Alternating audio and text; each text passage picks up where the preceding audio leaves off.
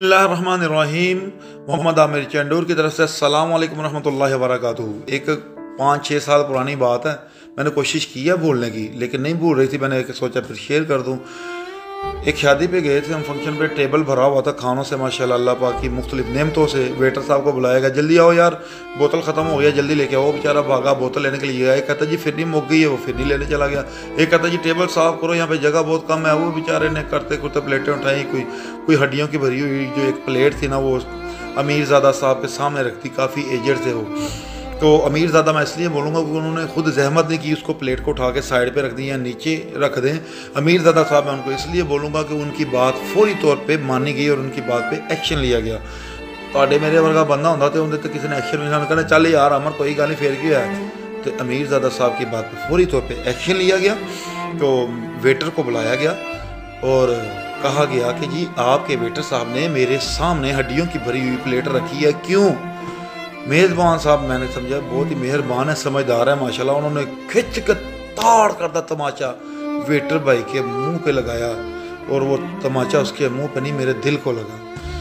बहुत दुख हुआ देख के वो कि वो एक गरीब था, क्या वो अशरफुल मखलूक़ात नहीं था, वो उम्मत मुहम्मदिया सल्लल्लाहु अलैहि वसल्लम का एक मेंबर नहीं था वो। तो उसकी तज़लील की सबके सामने एक सिर्फ एक प्लेट की वजह से, हड्डियों की प्लेट की वजह से। जब हम मर जाएंगे तो हम अपनी आंख के ऊपर से एक बैठी हुई मक्खी को यूं करके नहीं उठा पाएंगे। तब क्या होगा? हमारी ताकत, हमारी पावर, हमारा पैसा किधर जाएगा? हमारा वो क्या बोलते हैं उसको, एटीट्यूड क्या कहते हैं, नखरा। उस अमीरज़ादा साहब का नखरा था। तो उस गरीब के आदमी के मुंह पे उसने तमाचा रिसीव करवा दिया। तो जब हम कब्र में जाएंगे, अल्लाह पाक अपनी रहमत से नवाजे हमें। जब हम कब्र में जाएंगे हमारा मांस, हमारी बोटियां ख़त्म हो जाएंगी, जिल्द ख़त्म हो जाएगी, पेट फट जाएगा। फिर एक दिन ऐसा आएगा कि जो हड्डियां, जो हमारी हड्डियां भी है वो भी गायब हो जाएंगी वहाँ से। तो फिर हम किसको कहेंगे कि ये क्या हो गया, वो क्या हो गया? तो ये बात अच्छी नहीं है।